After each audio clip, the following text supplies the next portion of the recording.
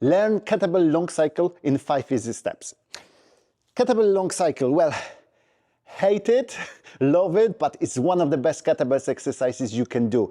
It's brutal, it really is. And if you do this as in kettlebell sport for 10 minutes, it will test your stamina, it will test your strength, it will make you cry, but it feels always amazing. So if I only have a couple of minutes to exercise, I go to the long cycle because it covers everything. It covers the swing, it gets my working, it covers my grip, and there is a little bit of overhead as well. So this with some pull-ups and you've got the full body workout basically done.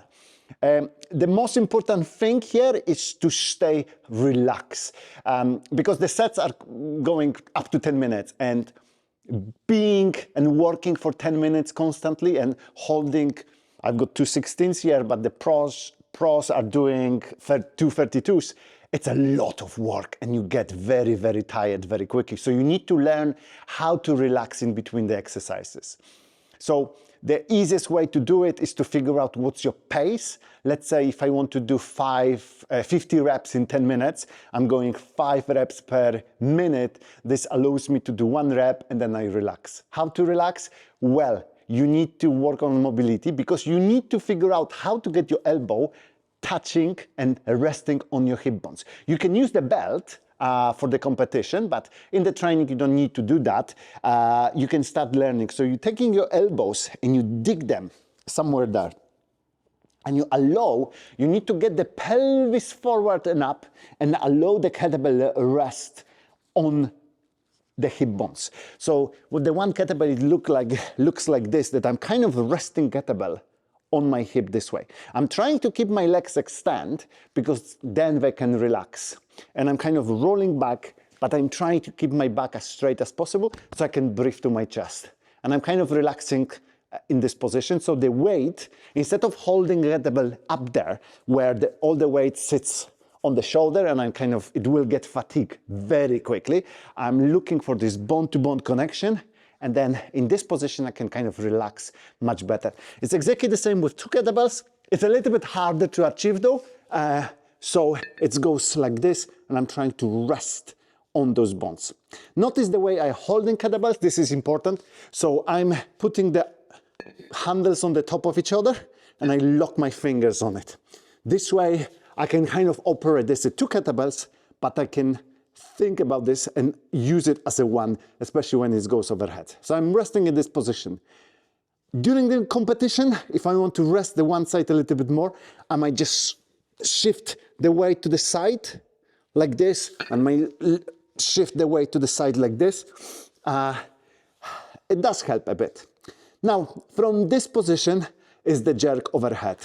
And the jerk is basically your legs. You need to drive your pelvis as high as possible, create the force so the pelvis comes up, and then when the pelvis comes up, it pushes on your elbows, and the elbows are going up. While the elbows and your kettlebells going up, you dip under to extend your elbows completely, and then you use your legs to stand up. So there is a difference between this and press, where for the press you are starting from this position like this, and you pushing the kettlebell, pressing the kettlebell using your shoulder. So this is the press.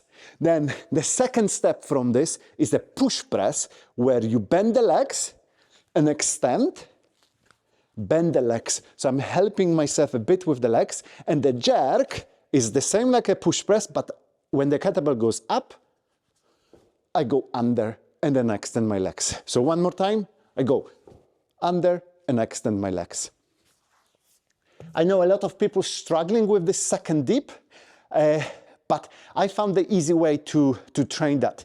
So all you have to do is just imagine the movement. So you go first dip, the second dip, the kettlebell goes up. And now you've got the arm in this position. It helps when you've got the other person to help you. So the other person could place the arm like this. And then I ask my client to extend the arm. Obviously, we cannot do this with the arm because they are not that strong. But what they can do instead, they can go under and lock the elbow. Once the elbow is locked, They can use their arms and I cannot hold them anymore. So that's a really nice way to visualize what you need to do for the jerk. Once you learn that, it's the time to just start practicing. I would suggest starting with one kettlebell because it's a little bit easier, and just practice your jerks. So just starting from this position, you do your first dip, drive, catch, extend, drop, and again. Once you start getting the jerks well, you can start adding some swings.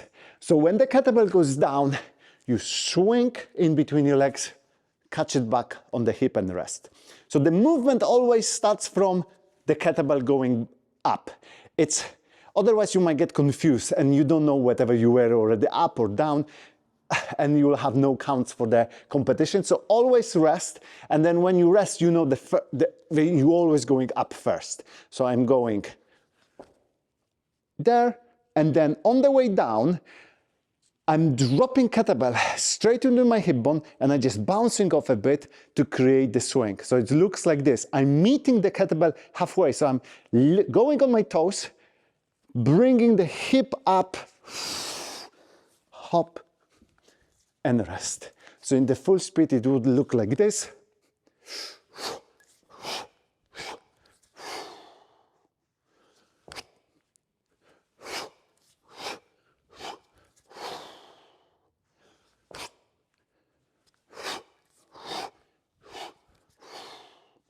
There we go. It's when you start doing this for some time and you start learning the flow, it's actually quite nice exercise as well. It's not as fluid as snatches, but I prefer long cycle than just jerk, where you feel like very locked in there. So with the two kettlebells, exactly the same. The only difference is that I need to stand a little bit wider to let two kettlebells go in between my legs. So I'm coming up and I'm bringing the legs together for the jerk part. And when I'm in this position, I'm going step sideways, bring the kettlebell, stay in.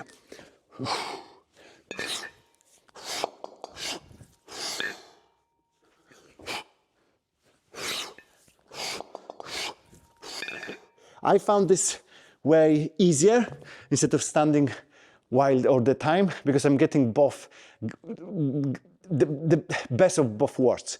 For the going in between my legs, it's nicer to go wider, but for the jerk, you want to be as close together so you can create as much lift of kettlebells as possible. And then lastly, the breathing. The breathing is, it's always when you squeezing your body, you're trying to breathe out, and you want to be as relaxed as possible, so you kind of constantly breathe out. You're not focusing on breathing in at any point, just focus on breathing out. And just listen to my breathing here. So it goes when I catch the bell, and then